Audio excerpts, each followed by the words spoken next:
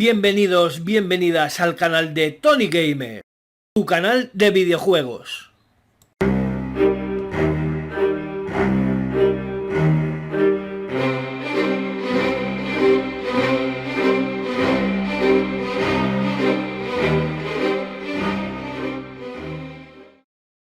Hola amigos y amigas del canal de Tony Gamer, ¿qué tal estáis? Bienvenidos, bienvenidas al séptimo capítulo de de ABC Murders, donde vamos a conseguir resolver el asesinato de Betty y recibimos al final una nueva carta del asesino del abecedario. ¿Qué nos propondrá ahora? ¿Queréis saberlo? Pues mirad el vídeo.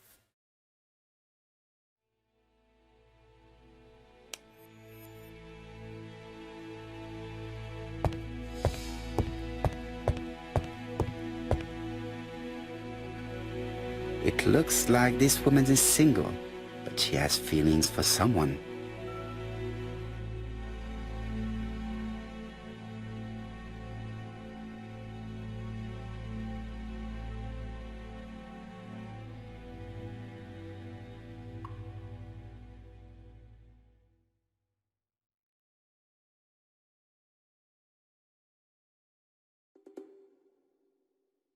She is looking so intensely at this photo. But is it really a sister that she's studying in this manner?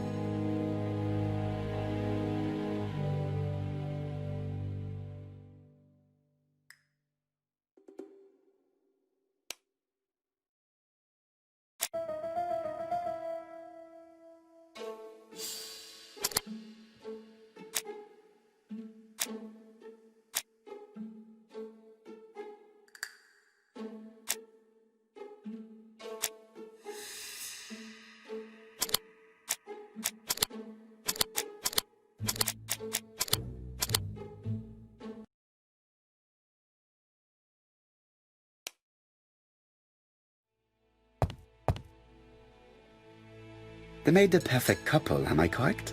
Yes, in a way. She was pretty and he... Well? He's a bright man, with a promising career ahead of him. He would have made Betty a good husband. He was always attentive and generous. Oh, a true gentleman. I hear a note of envy in your voice. You must have heard wrong.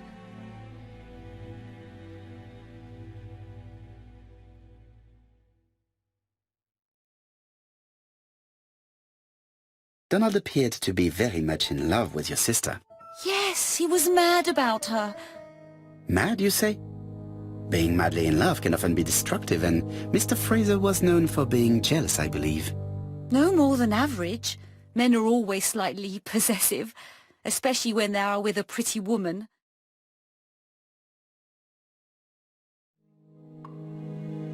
I am not your enemy, Mademoiselle Bernard.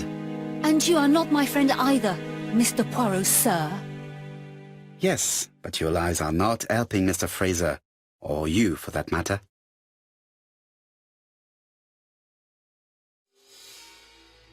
I know that Fraser was jealous, but I wonder why you feel the need to protect him. Protect him? I hope you're not suggesting...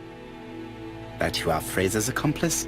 There is nothing to suggest that, at least not yet. It would appear that your sister's murder is the second in a series that we have to stop as quickly as possible. The first was in Andover, and the same as your sister, the murderer sent me a letter informing me that a crime would be committed in that town. Now can I count on your honesty? Yes, you have my confidence, Mr. Poirot. Don is a quiet and sensitive young man, slightly reserved too, and as is often the case with reserved people, when he flew into a temper, he completely lost control. He could be so violent.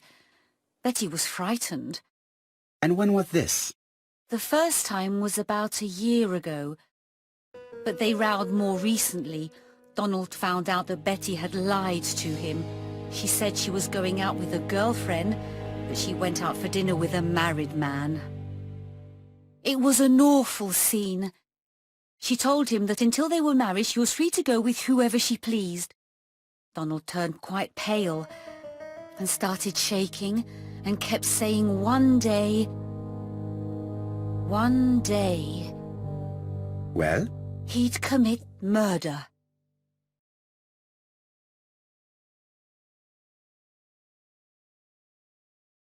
Do you think that is what happened? No, Mr. Poirot, I don't believe that. You yourself said he may be a recidivist madman. Don loved Betty with all his heart. I can't imagine for one instant that he would hurt her. Very good, Mademoiselle Barnard. Thank you for your help.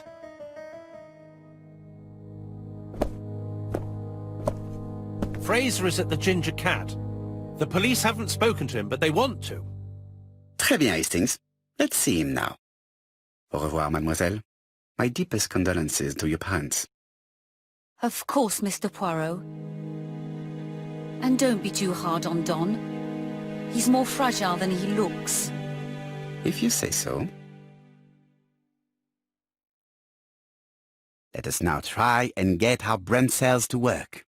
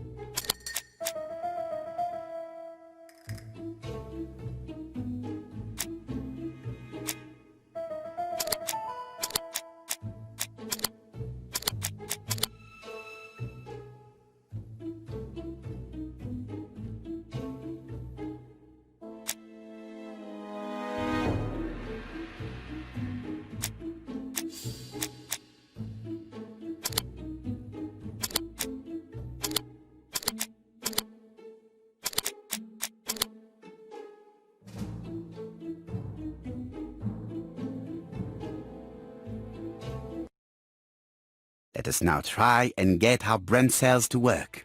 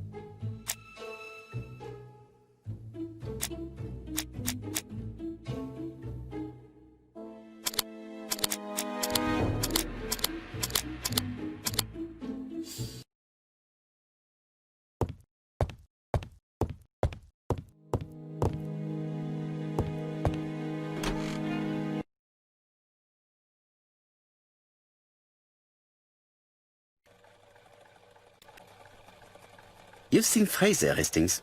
What is your feeling? He's a big chap. Fragile isn't exactly the word that springs to mind. I talked to his landlady before seeing him. She went to bed at 11. Fraser wasn't home yet. Bien. Megan Barnard said he is a reserved character but with a nasty temper. We will see if this is the case.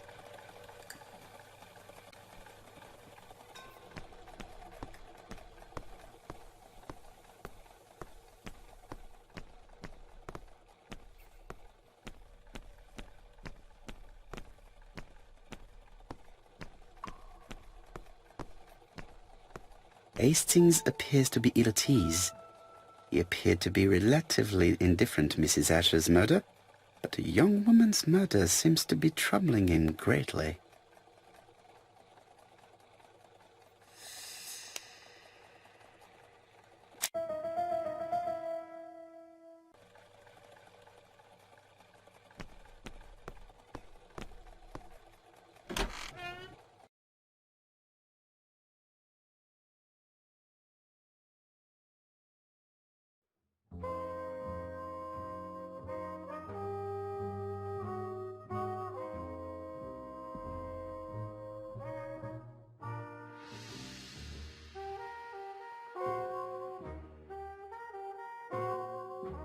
How do you do, Mr. Fraser?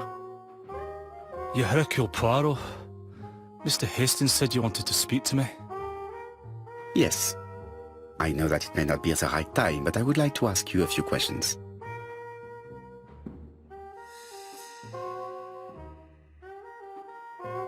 This man looks suspicious.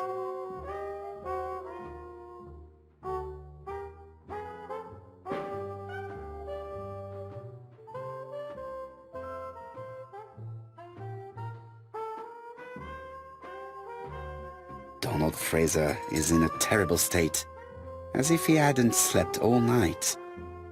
And he's drinking White Horse. Leave me alone.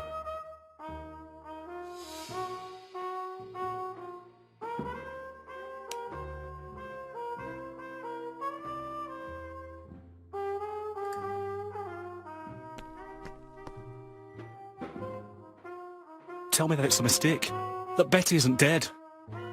Sadly, your lady friend has been murdered, Mr. Fraser. Oh, Betty, if only you'd listened.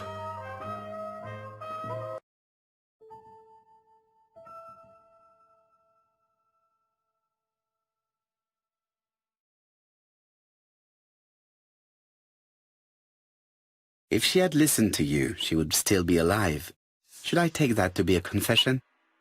With that sort of thinking, you must send a lot of innocent men to prison.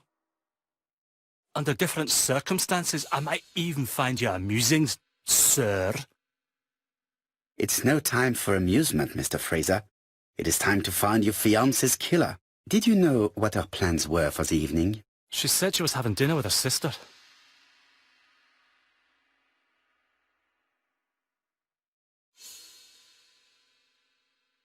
Yet, Megan only returned to Bexhill this morning, Mr. Fraser. I didn't know. Right. May I ask you what you were doing yesterday evening? I spent the evening working. Your colleagues can confirm this? No, I often take work home with me.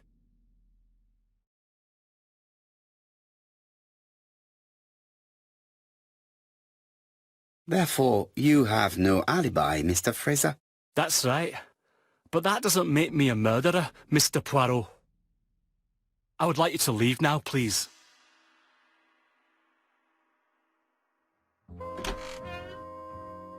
Ah, I knew I'd find you here, Poirot. I thought the victim's young man was here. Yes, is all yours, Chief Inspector. Let us now try and get our brain cells to work.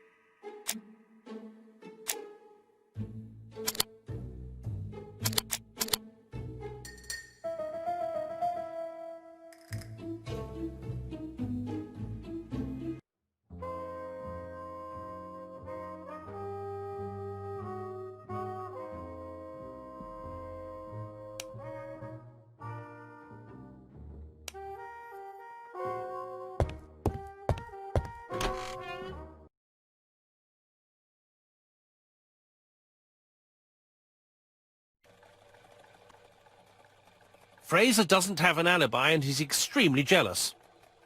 You are very skilled at summing up. And yet you haven't asked Jap to arrest him. It is too soon.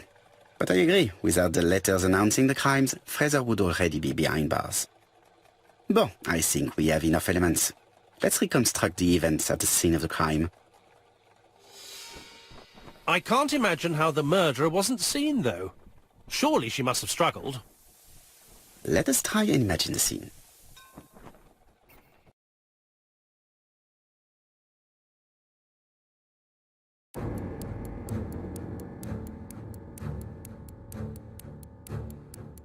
The killer and the victim are walking on the beach. Miss Betty has a bag, a belt around her waist, and carries her shoes in her hand. Both of them walk slowly to hut number 5.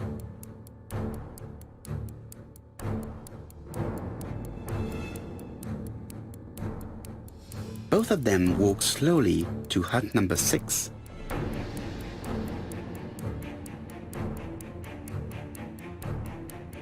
Miss Betty enters the hut.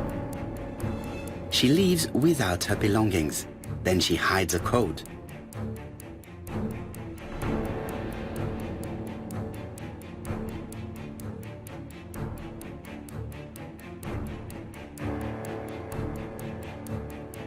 The murderer moves behind her and then attacks her by surprise. The body falls, lifeless, on the sand. All that remains is for our criminal to leave his signature.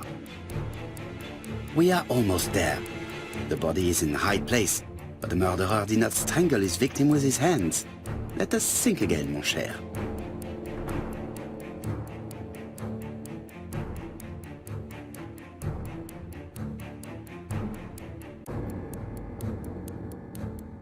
The killer and the victim are walking on the beach. Miss Betty has a bag, a belt around her waist, and carries her shoes in her hand.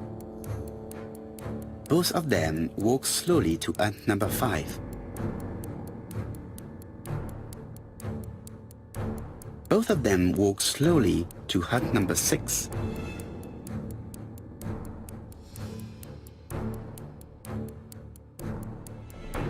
Miss Betty enters the hut.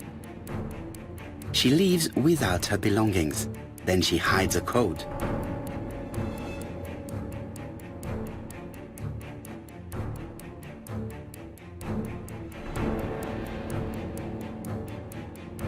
They keep walking. Then she removes her belt. The murderer moves behind her and then attacks her by surprise. The body falls, lifeless, on the sand. Everything appears to match the crime scene, mon cher Hastings. That is exactly what happened.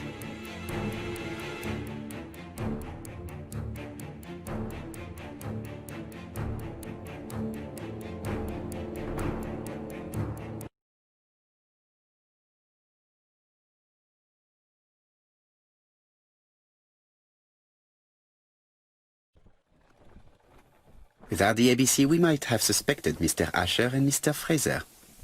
But by signing his crimes, the murderer is making sure he's accused. In a way, it is very generous of him. Generous?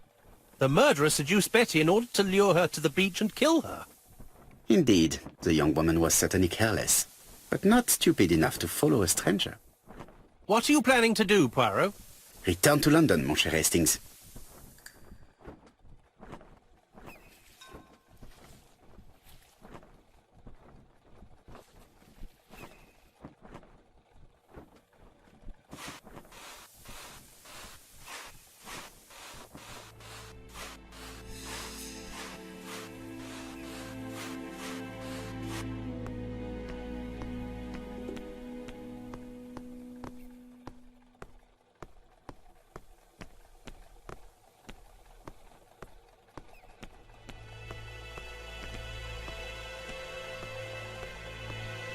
Right, back to London.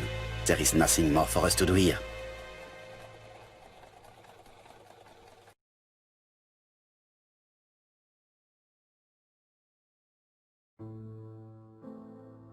Jap has decided to reveal details to the press. The alphabet murder is now famous. It is not a bad idea. The more people who know, the greater our chances of finding out something of interest. Poirot, I have a bad feeling.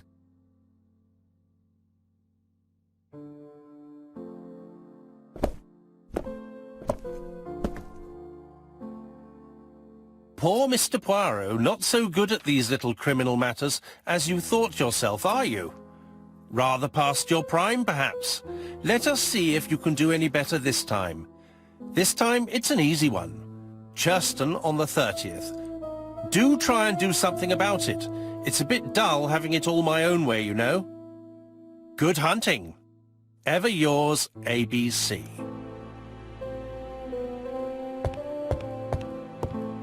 Good hunting.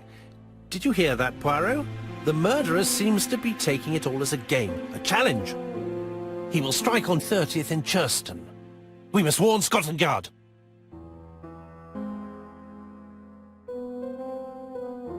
No time to lose. We must prepare our suitcases for Churston. Mon Dieu, it is already 10 o'clock. I will call Scotland Yard immediately.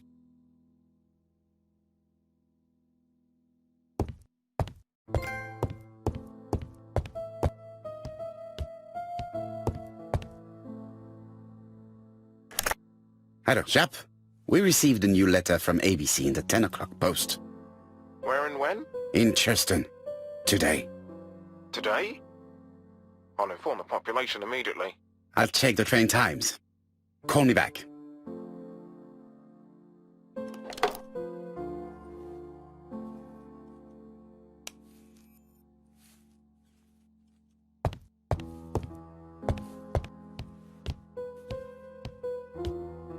Hastings, what you are doing is an absolute disaster.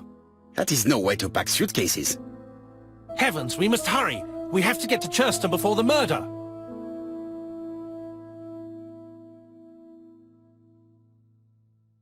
Hastings, order and method are always necessary, regardless of the circumstances. Okay, okay. I'll let you pack them. All the same, it really is a disgrace to leave your belongings in such a mess.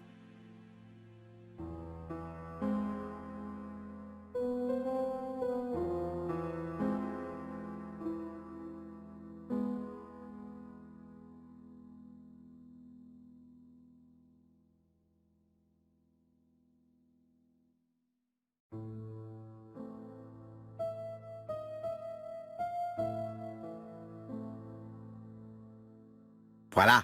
It only took a minute. Poirot, you were right. I've just consulted the ABC guide. There's no hurry. The next train doesn't leave till 11:45. You see, there is no need to hurry. We will not be in Churston until tomorrow morning. After the murder. But why has the murderer warned us so late? It's not what he usually does. Did he do it on purpose? Very good question, Hastings. We should also compare the letter we have just received with the other two. Although I have very little doubt about what we will find.